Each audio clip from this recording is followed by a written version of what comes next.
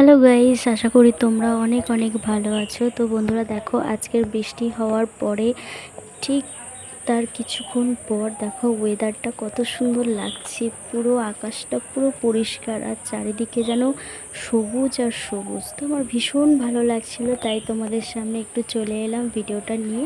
আর এই দেখো আমাদের এই ফুল গাছগুলো একটু জল পেয়ে যেন পুরো সবুজে তাজা হয়ে গেছে।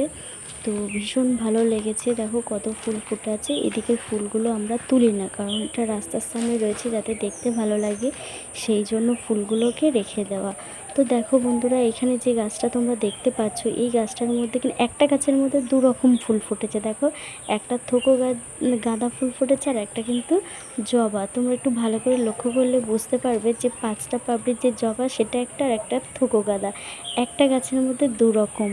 তো বন্ধুরা, কেন এমনটা হয় তোমাদের কারোর জানা থাকলে অবশ্যই কমেন্ট বক্সে কমেন্ট করে জানাবে। আর দেখো চারিপাশটা দেখাচ্ছি কত সুন্দর চারিদিকে লাগছে, পুরো সবুজ আর সবুজ। এরকম দৃশ্য দারুণ লাগে। এরকম ব্লগ পেতে আরও আমার চ্যানেলটাকে